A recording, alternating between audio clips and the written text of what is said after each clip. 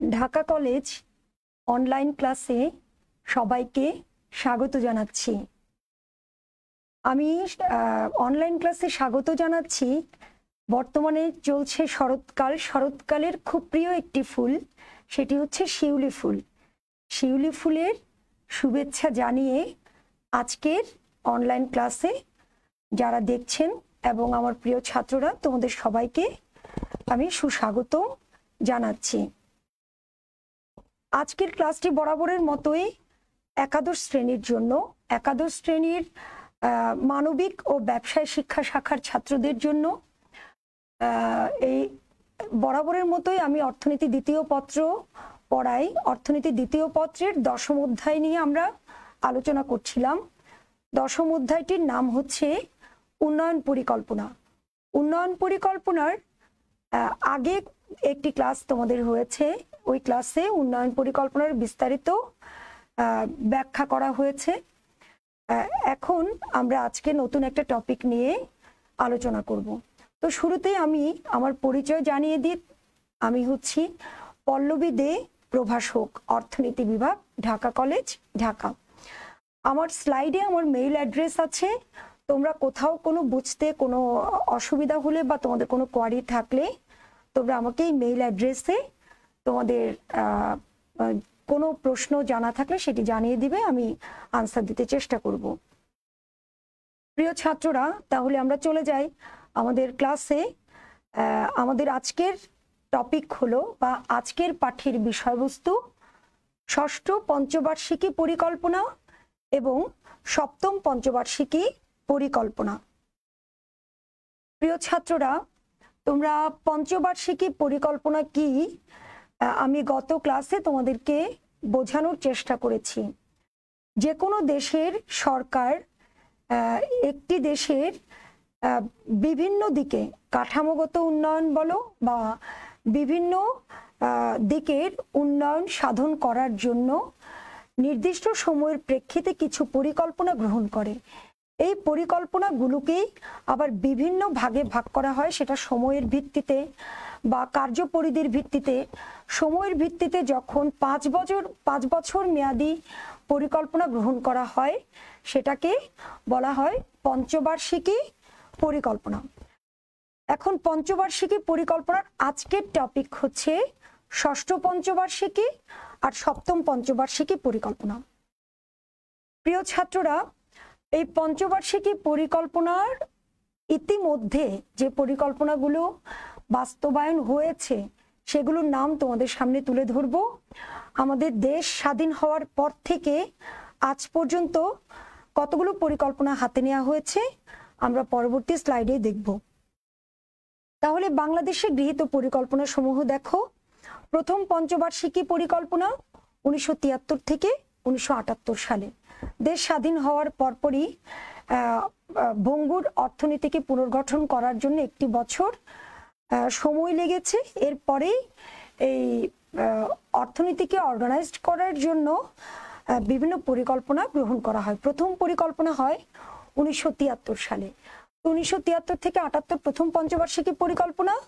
78 থেকে 80 দ্বিবার্ষিক একটি পরিকল্পনা গ্রহণ করা হয়, শুধুমাত্র 2 বছরের জন্য নির্দিষ্ট কিছু লক্ষ্যমাত্রা নিয়ে। এরপরে হচ্ছে দ্বিতীয় পঞ্চবার্ষিক পরিকল্পনা, যেটি 1980 থেকে 1985 সালে হয়। তৃতীয় পঞ্চবার্ষিক পরিকল্পনা হয় 1985 থেকে 1990 সালে। এভাবে যথারীতি চতুর্থ পঞ্চবার্ষিক পরিকল্পনা হয় 1990 থেকে 1995-তে। এরপরে পঞ্চম পঞ্চবার্ষিকী এসে 1997 থেকে 2002 সালে হয়। এবার আমাদের মূল টপিকে আসি, ষষ্ঠ পঞ্চবার্ষিক পরিকল্পনা এবং সপ্তম পঞ্চবার্ষিক পরিকল্পনা। ষষ্ঠটার মেয়াদকাল তোমরা মাথায় রেখো 2011 থেকে 2015, এবং সপ্তম পঞ্চবার্ষিকী পরিকল্পনা এখনো চলছে 2016 থেকে 2020। তোমরা জানো এই পরিকল্পনাগুলো আমি গত ক্লাসে বলেছি আর্থিক বছরে নেওয়া হয়, অর্থাৎ 1 জুলাই থেকে 30 জুন পর্যন্ত পরিকল্পনার মেয়াদকাল থাকে। এখন সপ্তম পঞ্চবার্ষিকী পরিকল্পনার মেয়াদকাল তাহলে 2016 থেকে 2016 এর 1 জুলাই থেকে 2020 এর 30 জুন পর্যন্ত ছিল। আমরা চলে যাচ্ছি অষ্টম পঞ্চবার্ষিকী পরিকল্পনা, যেটি আমাদের সামনে চলমান বা চলছে 2021-এর 1 জুলাই থেকে 2025 পর্যন্ত। এটি হচ্ছে অষ্টম পঞ্চবার্ষিকী পরিকল্পনা।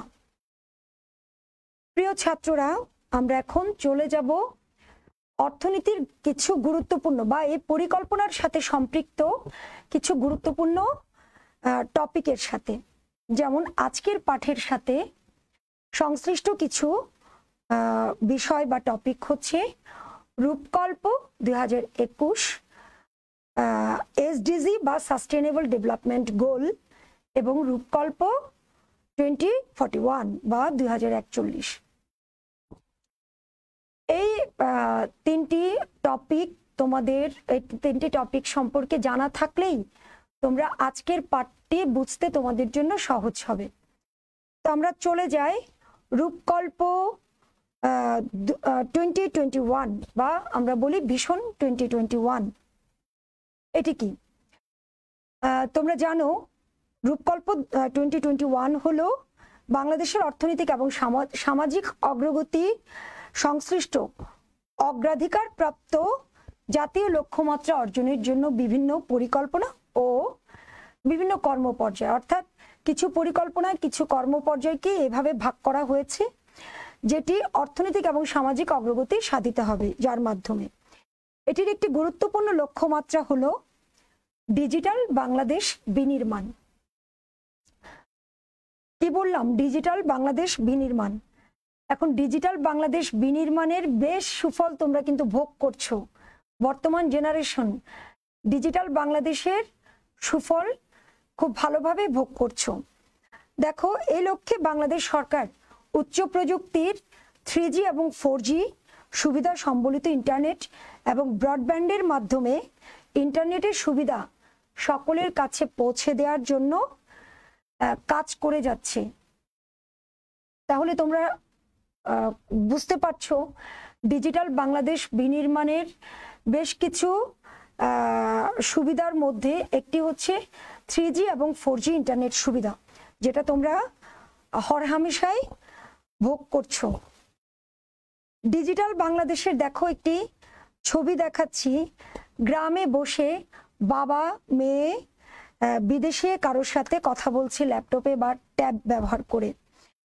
এই ডিজিটাল বাংলাদেশ বাস্তবায়নের অনেকগুলো সফল উদ্যোগ হলো বঙ্গবন্ধু স্যাটেলাইট 1 উৎক্ষেপণ, সারা দেশে Sheikh Russel digital lab, basic computer এবং মাইক্রোসফট প্রশিক্ষণ দেওয়া হচ্ছে এবং মোবাইল ব্যবহার করছে বাংলাদেশের শতভাগ মানুষ, তাই না? আমরা এখন দিনমজুর থেকে শুরু করে সমাজের উচ্চবিত্ত সবার কাছে মোবাইল দেখি, সেটি বাটন মোবাইল হোক বা অ্যান্ড্রয়েড সেট হোক।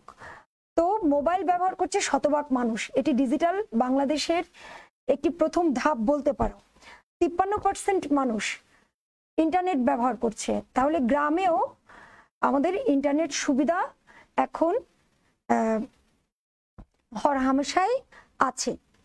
তো ডিজিটাল বাংলাদেশ বলতে যা বোঝায়, কম্পিউটারের ব্যাপক ব্যবহার, শিক্ষা, স্বাস্থ্য, চাকরি এবং দারিদ্র্য বিমোচনের প্রতিশ্রুতি বাস্তবায়নের একটি আধুনিক দর্শন হচ্ছে ডিজিটাল বাংলাদেশ বিনির্মাণ। ডিজিটাল বাংলাদেশের দর্শনে রয়েছে জনগণের জন্য গণতন্ত্র নিশ্চিত করা এবং মানবাধিকার, স্বচ্ছতা, জবাবদিহিতা, ন্যায় বিচার প্রতিষ্ঠা করা। সর্বোপরি প্রযুক্তি ব্যবহার করে বাংলাদেশের মানুষ দৈনন্দিন কাজকর্ম বা জীবনযাপন নিশ্চিত করবে বা তাদের বিভিন্ন সেবা নিশ্চিত করবে। এই হচ্ছে ডিজিটাল বাংলাদেশের একটি রূপরেখা। এখন এর মধ্যে রয়েছে কোন শ্রেণীর মানুষ যাতে প্রযুক্তির ক্ষেত্রে বৈষম্যের শিকার না হয় বা বৈষম্যের সৃষ্টি না করে। ডিজিটাল বাংলাদেশ ভিশনের 4টি উপকরণ রয়েছে বা 4টি বিষয়ের উপর জোর দেওয়া হয়, যা এই 4টি বিষয় হচ্ছে মানব সম্পদ উন্নয়ন, জনগণের অংশগ্রহণ, সিভিল সার্ভিস এবং ব্যবসায়ে তথ্য প্রযুক্তির ব্যবহার। প্রিয় ছাত্ররা, আশা করি ডিজিটাল বাংলাদেশের কিছু ধারণা তোমাদের সামনে তুলে ধরতে পেরেছি। এখানে এই স্লাইডে তোমরা বেশ কিছু ছবি দেখতে পাচ্ছ ডিজিটাল বাংলাদেশের, যেগুলো প্রমাণ বহন করে। যেমন দেখো, গ্রামে একজন কৃষকের সহধর্মিণী হতে পারে বা যে কোনো একজন নারী, সে ডিজিটাল বাংলাদেশের রূপরেখা হিসেবে বা উদাহরণ হিসেবে তাকে তুলে আনা হয়েছে। তিনি দেখো ল্যাপটপ নিয়ে কাজ করছেন বা কথা বলছেন কারোর সাথে, ইয়ারফোন কানে আছে। পাশের ছবিটাতে দেখতে পাচ্ছ নারী শ্রমিকদেরকে বা নারী যারা বিভিন্ন পেশায় নিয়োজিত আছে তাদেরকে প্রশিক্ষণ দেওয়া হচ্ছে। পাশের একটি ছবিতে দেওয়া আছে বিভিন্ন ব্যবসায়িক কর্মকাণ্ড পরিচালনা করার জন্য বিভিন্ন উদ্যোক্তারা তথ্য প্রযুক্তির ব্যবহার নিয়ে কাজ করছে। উপরে একটি ছবি দেওয়া আছে যেটি দ্বারা আমরা বুঝতে পারছি ডিজিটাল স্বাস্থ্য সেবা। যেমন এই করোনা পরিস্থিতিতেই কিন্তু আমরা ডিজিটাল স্বাস্থ্য সেবা ব্যবহার করে বা অনলাইন চিকিৎসার মাধ্যমে অনেক ঘরে বসে আমরা চিকিৎসা করতে পেরেছি, অনেক উপকৃত হয়েছি। জরুরি সেবা বা খুব ক্রিটিক্যাল মোমেন্টেও আমরা বিভিন্ন অনলাইন স্বাস্থ্য সেবার মাধ্যমে ফোন করে আমরা বিভিন্ন সেবা নিতে পেরেছি। এগুলো কিন্তু ডিজিটাল বাংলাদেশের বিনির্মাণের একটি সফল উদ্যোগ। প্রিয় ছাত্ররা, তাহলে আমরা শিক্ষাতে দেখতে পাচ্ছি, স্বাস্থ্যতে দেখতে পাচ্ছি, বিভিন্ন ব্যবসায় দেখতে পাচ্ছি, চাকরির ক্ষেত্রে দেখতে পাচ্ছি, প্রশিক্ষণে দেখতে পাচ্ছি এবং কৃষি ক্ষেত্রে দেখতে পাচ্ছি ডিজিটাল বাংলাদেশের ছোঁয়া ব্যাপক আকারে ছড়িয়ে পড়েছে। প্রিয় ছাত্ররা দেখো, এসডিজি বা সাস্টেইনেবল ডেভেলপমেন্ট গোল, এটিও তোমাদের সামনে একটি গুরুত্বপূর্ণ বিষয়। যেমন টেকসই উন্নয়ন লক্ষ্যমাত্রা। টেকসই কথাটা কি? টেকসই কথাটা যার টিকে থাকবে, যার সুফল প্রজন্ম থেকে প্রজন্ম ভোগ করবে, যেটা সকলের জন্য যে সুবিধা উন্মুক্ত করা হবে, কেউ কোনো সুবিধা নিঃশেষ করতে পারবে না, সেটি হচ্ছে টেকসই। টেকসই উন্নয়ন লক্ষ্যমাত্রা হলো ভবিষ্যৎ আন্তর্জাতিক উন্নয়ন সংক্রান্ত একগুচ্ছ লক্ষ্যমাত্রা। জাতিসংঘ লক্ষ্যগুলো প্রণয়ন করেছে এবং টেকসই উন্নয়নের জন্য বৈশ্বিক লক্ষ্যমাত্রা হিসেবে লক্ষ্যগুলোকে প্রচার করেছে। এসব লক্ষ্য সহস্রাব্দ উন্নয়ন লক্ষ্যমাত্রাকে প্রতিস্থাপন করেছে, যা 2015 সালের শেষ নাগাদ মেয়াদ উত্তীর্ণ হয়ে গেছে। এসডিজির মেয়াদ 2016 থেকে 30 সাল পর্যন্ত। এতে মোট 17টি লক্ষ্যমাত্রা আছে, যেগুলো আমরা পরবর্তী স্লাইডে দেখব। এটি মূলত পুরো বিশ্বে আন্তর্জাতিকভাবে সাস্টেনেবল ডেভেলপমেন্ট করার জন্য জাতিসংঘ এই উদ্যোগটি গ্রহণ করা হয়েছিল, যার এজেন্ডা 2030 সাল পর্যন্ত সাস্টেইন করবে বা 2030 সাল পর্যন্ত বাস্তবায়ন করা হবে। এই যে টেকসই উন্নয়ন অভিষ্ট কি? এই টেকসই উন্নয়ন অভিষ্টর মধ্যে বা লক্ষ্যর মধ্যে 17টি লক্ষ্য আছে, 169টি লক্ষ্যমাত্রা আছে এবং 232টি সূচক আছে। এই চিত্রে তোমরা দেখতে পাচ্ছ। এই স্লাইডটা একটু ভালো করে তোমরা লক্ষ্য করো।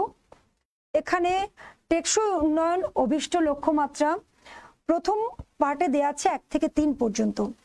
1 থেকে 3 পর্যন্ত প্রথম অভিষ্ট হচ্ছে সকল ধরনের দারিদ্র্যের অবসান হতে হবে। হ্যাঁ, ক্ষুধা 2 নম্বর হচ্ছে ক্ষুধা অবসান, খাদ্য নিরাপত্তা, উন্নত পুষ্টিমান সমৃদ্ধ খাদ্য অর্জন বা টেকসই কৃষির সম্প্রসারণ। 3 নম্বর হচ্ছে সকল মানুষের জন্য সুস্বাস্থ্য এবং কল্যাণ নিশ্চিত করা। 4 নম্বর হচ্ছে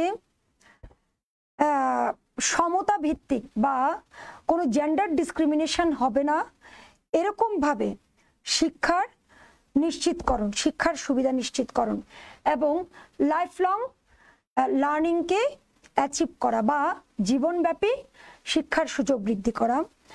5 নম্বর হচ্ছে জেন্ডার সমতা এবং সকল নারী ও পুরুষের ক্ষমতায়ন সমানভাবে। সকল নারী এবং মেয়েদের ক্ষমতায়ন এবং জেন্ডার সমতা বজায় রাখা। 6 নম্বর হচ্ছে স্যানিটেশন এবং পানির টেকসই ব্যবস্থাপনা, অর্থাৎ সুপেয় পানির টেকসই ব্যবস্থাপনা। এটা হচ্ছে টেকসই পরিবেশের জন্য আসলে খুব গুরুত্বপূর্ণ। 7 নম্বর হচ্ছে এই যে জ্বালানি যাতে সহজলভ্য হয়, সাশ্রয় হয়। 8 নম্বর হচ্ছে টেকসই অর্থনৈতিক প্রবৃদ্ধি অর্জন করা। 9 নম্বর হচ্ছে শিল্পোন্নয়ন, টেকসই শিল্পোন্নয়নের গ্রহণ করা। 10 নম্বর হচ্ছে আন্ত এবং অন্তদেশীয় অসমতা কমিয়ে আনা। আর 11 নম্বর হচ্ছে টেকসই নগর বা জনবসতি গড়ে তোলা। এভাবে 12, 13, 14, 15, 16 এবং 17 পর্যন্ত এসডিজির 17টি লক্ষ্যমাত্রা রয়েছে। প্রিয় ছাত্ররা, এসডিজির লক্ষ্যমাত্রাগুলো আমরা ধীরে ধীরে অনেকটুকুই অ্যাচিভমেন্ট করার চেষ্টা করছি এবং বাংলাদেশ আসলে এগিয়ে যাচ্ছে এসডিজির লক্ষ্যমাত্রা অর্জন করার জন্য। প্রিয় ছাত্ররা, এখন আমরা চলে আসি, আমি যে 3টি টপিক বলেছিলাম, একটি ছিল ভিশন 2021, আরেকটি ছিল এসডিজি বা সাস্টেনেবল ডেভেলপমেন্ট গোল, আরেকটি হচ্ছে রূপকল্প 2041। এটি কি? এটি হচ্ছে মাথাপিছু আয় এবং জিডিপির প্রবৃদ্ধি এবং দারিদ্র্য হার। এই বিষয়গুলো বাংলাদেশকে, এই যে ছবিটা দিয়েছি, ছবিতে তোমরা মোটামুটি বিষয়টা দেখতে পাচ্ছ। বাংলাদেশ উচ্চ মধ্যম আয়ের দেশের মর্যাদা পাবে, চূড়ান্ত দারিদ্র্য দূরীকরণ হবে।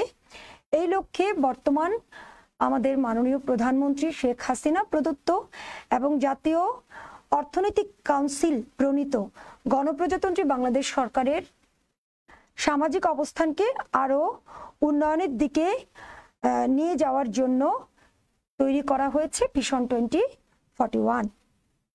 এই রূপকল্প বাস্তবায়নের প্রথম ধাপ শুরু হয়েছে 2020 সাল থেকে।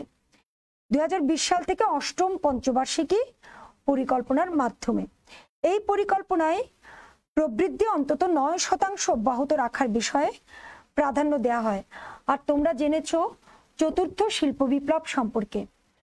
চতুর্থ শিল্প বিপ্লবের প্রস্তুতি নিচ্ছে বাংলাদেশ, অর্থাৎ আমরা সকল ক্ষেত্রে প্রযুক্তির সর্বোচ্চ ব্যবহার বা কৃষিতে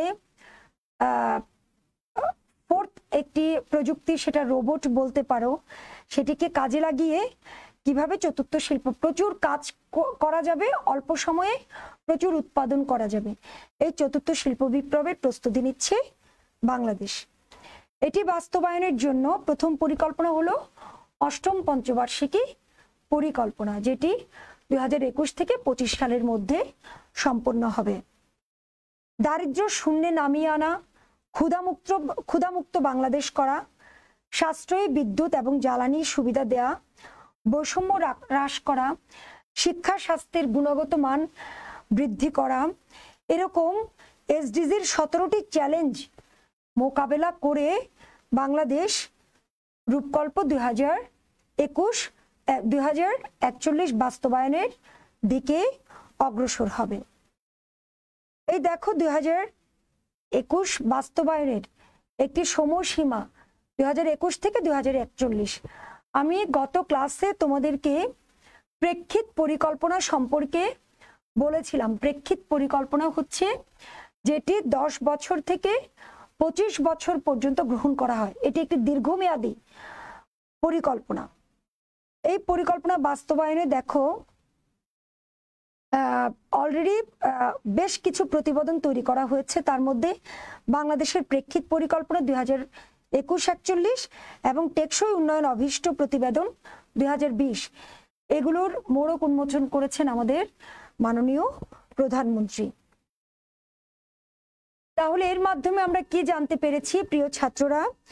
এর মাধ্যমে আমরা জানতে পেরেছি বাংলাদেশ 2021 সালের মধ্যে মধ্যম আয়ের দেশ এবং 2041 সালের মধ্যে উন্নত সমৃদ্ধ দেশে পরিণত হওয়ার লক্ষ্য নির্ধারণ করে সামনের দিকে এগিয়ে যাচ্ছে। এটি আমাদের জন্য অনেক সুখকর এবং সমৃদ্ধির একটি বিষয়। প্রিয় ছাত্ররা, তাহলে আজকে আমরা চলে আসি মূল টপিকে। মূল টপিক হচ্ছে ষষ্ঠ পঞ্চবার্ষিকী পরিকল্পনা। এই পরিকল্পনার পটভূমি দেখো, ষষ্ঠ পঞ্চবার্ষিকী পরিকল্পনার কৌশল প্রণয়নকালে এমডিজি, দক্ষিণ এশীয় উন্নয়ন প্রকল্প সহ নানা ধরনের প্রকল্প বিবেচনায় আনা হয়। SFYP এটি কি? এই যে দেখো SFYP এটি কি? SFY হচ্ছে 6, এখানে কি লেখা আছে? 5 ইয়ার্স প্ল্যানিং বা ষষ্ঠ পঞ্চবার্ষিকী পরিকল্পনা। এই যে ষষ্ঠ পঞ্চবার্ষিকী পরিকল্পনা গ্রহণ করা হয়েছে, তোমরা জানো সেটা 2011 থেকে 15 সালে। এর মেয়াদকাল আমরা একটু পূর্বের স্লাইডে চলে যাই। দেখো, এর মেয়াদকাল 2011 থেকে 15। তাহলে এর মেয়াদকাল কত? 2011 থেকে 2015। এখন এখানে 2011 থেকে 2015 সালের মধ্যে অনেকগুলো কাজ হয়েছে, যে কাজগুলো তোমাদের সামনে তুলে ধরা হয়েছে। পাঠ্যপুস্তকের বিশদ বিবরণ রয়েছে। এখানে প্রাধান্য পেয়েছিল দারিদ্র্য বিমোচন বা দারিদ্র্য নিরসন, মূল্যস্ফীতি নিয়ন্ত্রণে রাখা, খাদ্যের স্বয়ংসম্পূর্ণতা অর্জন করা, বিদ্যুৎ ও জ্বালানি সংকট উত্তরণ করা, মানব সম্পদ উন্নয়ন করা, নারী পুরুষ সমতায়ন করা, ভূমি ব্যবস্থাপনা সুশাসন অর্জন করা। এখানে প্রাধান্য বা অগ্রাধিকার খাত, এই যে প্রায়োরিটি বেসিসে যে খাতগুলোকে গুরুত্ব দেওয়া হয় সেগুলোকে বলা হয় অগ্রাধিকার খাত। এগুলো কি কি? কৃষি, পানি সম্পদ, রপ্তানি ও শিল্পায়ন, বিদ্যুৎ ও জ্বালানি, যোগাযোগ ব্যবস্থা, জ্ঞান ভিত্তিক অর্থনীতি, নলেজ বেসড একটা ইকোনমিক সোসাইটি গঠন করা, শিক্ষা এবং প্রশিক্ষণ, জনস্বাস্থ্য ও পুষ্টি এবং আঞ্চলিক দারিদ্রতা ও বৈষম্য দূর করা, এবং সর্বোপরি পরিবেশ সংরক্ষণ করা। প্রিয় ছাত্ররা, ষষ্ঠ পঞ্চবার্ষিকী পরিকল্পনা আরো বিশদ আকারে পাঠ্যপুস্তকে তুলে ধরা হয়েছে। আমি শুধু এখানে উদ্দেশ্যগুলো তোমাদেরকে দেখিয়েছি। উদ্দেশ্যগুলো কি কি? অনেকবার বলেছি, দারিদ্র্য বিমোচন করা, সামাজিক ও অর্থনৈতিক ন্যায় বিচার প্রতিষ্ঠা করা, ম্যানুফ্যাকচারিং এবং সেবা খাতে, তোমরা জানো সেবা খাত এবং ম্যানুফ্যাকচারিং খাতে যত উৎপাদন বৃদ্ধি পাবে তত অর্থনৈতিক প্রবৃদ্ধি অর্জন করা সহজতর হবে। আয় বৈষম্য দূর করা, ন্যায় বন্টনে আঞ্চলিক বৈষম্য হ্রাস করা। এভাবে প্রায় 12টি উদ্দেশ্য নির্ধারণ করা হয়েছে SFYP-তে। তোমরা এই যে উদ্দেশ্যগুলো একটু ভালোভাবে দেখবে, এখান থেকে কিন্তু আমরা সৃজনশীল প্রশ্নগুলো মানে ফোকাস করি মূলত। দেখো, এখানে 6 নম্বর পয়েন্টটিতে আছে আইসিটি ব্যবহারের মাধ্যমে ডিজিটালাইজেশন করা। এই যে ডিজিটাল বাংলাদেশের রূপরেখা ভিশন 2021-এ করা হয়েছিল, সেটি আবার এখানে ষষ্ঠ পঞ্চবার্ষিকী পরিকল্পনার মাধ্যমেই অ্যাচিভ করা হয়েছে। এখন দেখো, আমরা চলে যাই সপ্তম পঞ্চবার্ষিকী পরিকল্পনা। তাহলে সপ্তম পঞ্চবার্ষিকী পরিকল্পনা, এটা হচ্ছে 7th, এটাও আমরা বলতে পারি SFYP, কিন্তু এখানে হবে সেটা 6 আর এখানে হবে সেটা 7th।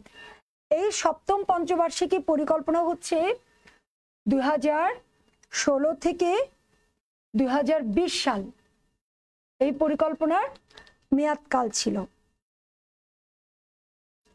এই 2016 থেকে 2020 সালে আমাদের কি কি অ্যাচিভ করা হয় দেখো, পাশের একটি এটি তোমরা ফ্লো চার্ট বা পাই চার্টের মাধ্যমে এখানে দেখিয়েছি। দেখো, জিডিপির প্রবৃদ্ধি 2020 সালে 8.2% অর্জিত হয়, যেটা 2031 সালে ধরা হয়েছে 9%-এ যাবে এবং 2041 সালে সেটা অর্জিত হবে 9.9%-এ। এইভাবে এই লক্ষ্যমাত্রাগুলোকে কেন্দ্র করেই মূলত আমাদের কাজ করা হয়। এরপরে চরম দারিদ্রতা যেটা ছিল 2020 সালে 8.48%, সেটা 2041 সালে শূন্যের কোঠায় নামিয়ে আনা হবে, এইভাবে ধরা হয়েছে। আর মাঝারি দারিদ্রতা যেটা, সেটা 2020 সালে যেটা 17%-এ ছিল, সেটা 41 সালে 5%-এ নামিয়ে আনা হবে। তাহলে এই কাজগুলো করতে হলে সরকারের আয় বৃদ্ধি করতে হবে কিভাবে? করের মাধ্যমে। তাহলে কর জিডিপি বর্তমানে আমরা 9% কর জিডিপি পাই, যেটা 2041 সালে বেড়ে গিয়ে দাঁড়াবে 17%। তাহলে প্রিয় ছাত্ররা, তোমরা এখান থেকে জিডিপি এবং দারিদ্রতা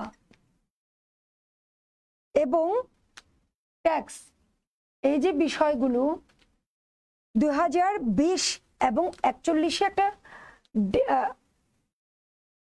2020-2041-এ একটা ডিফার করতে পারো। জিডিপি 8.2%, হ্যাঁ, যেটা 2041-এ 9.9%-এ নিয়ে যাওয়ার লক্ষ্যমাত্রা ধরা হয়েছে। দারিদ্রতা, মাঝারি দারিদ্রতা যেটা আমরা চরম দারিদ্রতা ধরি 2020 সালে যেটা 8.48%, 2041-এ সেটা 0%-এ নামিয়ে আনার কার্যক্রম চলছে। কর বর্তমানে আমরা যেটা 9% দিচ্ছি, সেটা 2041 সালে বেড়ে 17% নিয়ে আনার জন্য নানা রকমের উদ্যোগ গ্রহণ করা হয়েছে। তাহলে প্রিয় ছাত্ররা, আমরা দাঁড়িয়ে আছি এখন এই পর্যায়ে, আর আমাদের লক্ষ্যমাত্রা হচ্ছে এইখানে। এগুলো অর্জন করার জন্যই মূলত যে পরিকল্পনাগুলো ভাগ করা হয় সেগুলোই হচ্ছে আমরা পঞ্চবার্ষিকী পরিকল্পনা বলছি। তো এর মধ্যে একটি হচ্ছে সপ্তম এবং বর্তমান চলমান হচ্ছে অষ্টম পরিকল্পনা, অষ্টম পঞ্চবার্ষিকী পরিকল্পনা, যেটি 2021 থেকে 2025 সাল পর্যন্ত চলবে। তো প্রিয় ছাত্ররা,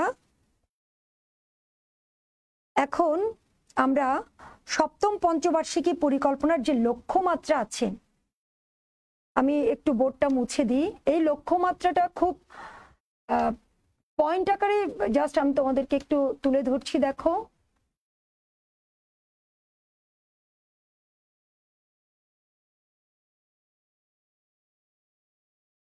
এগুলো তোমাদের পাঠ্যপুস্তকে ঠিক এভাবেই দেয়া আছে। সপ্তম পঞ্চবার্ষিকী পরিকল্পনার লক্ষ্যমাত্রাগুলো তোমাদের পাঠ্যপুস্তকে এভাবেই দেওয়া হয়েছে। এখান থেকেই আমি তোমাদের সাথে শেয়ার করেছি স্লাইডের মাধ্যমে।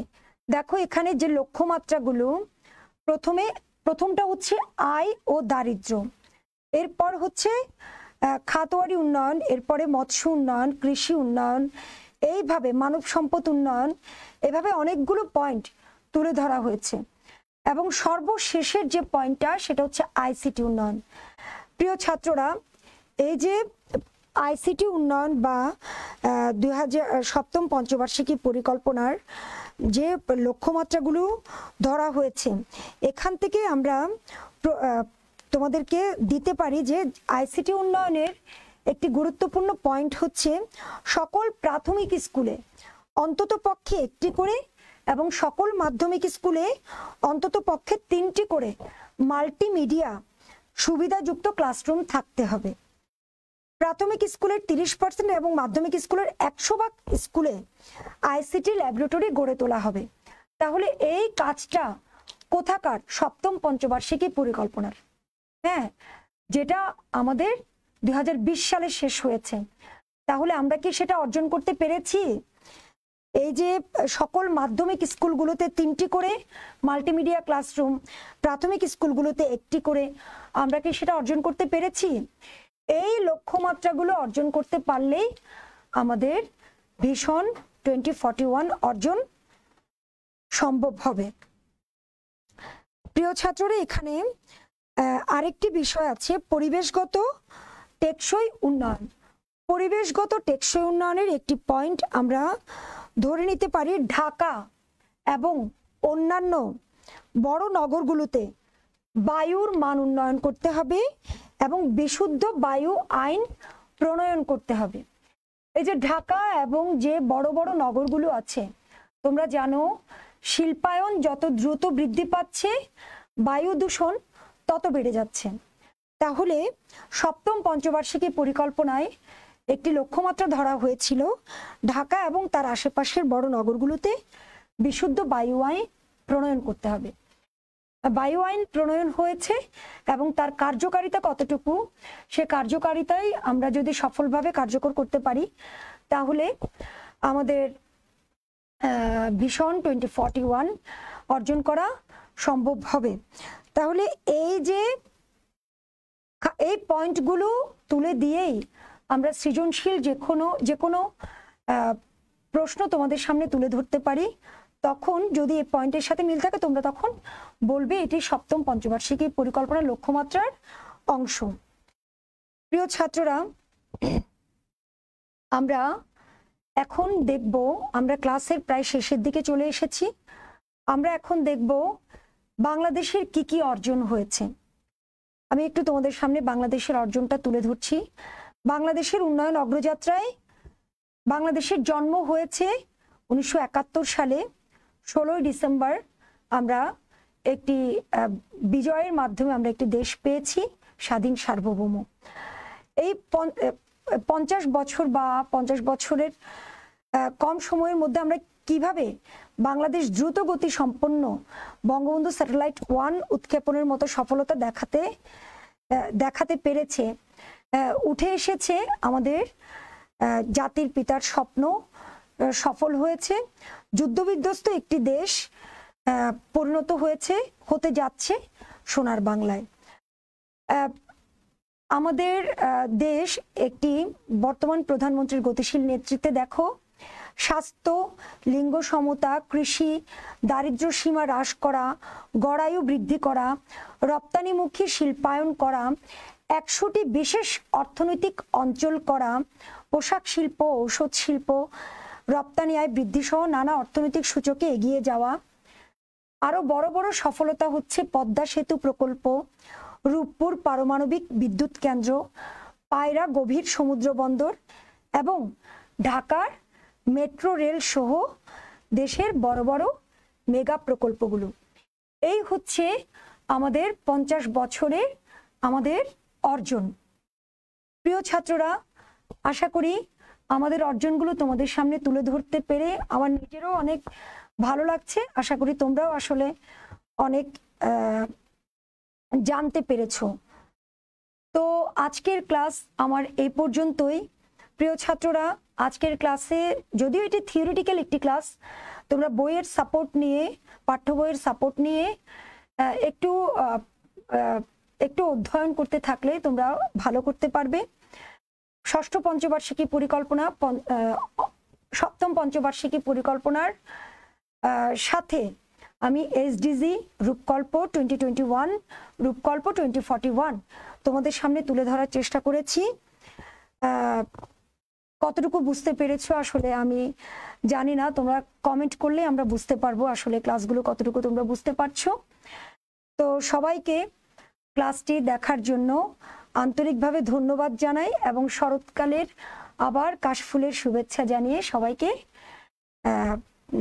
আন্তরিক ধন্যবাদ জানিয়ে আমার ক্লাসটি শেষ করছি। সবাই সুস্থ থেকো।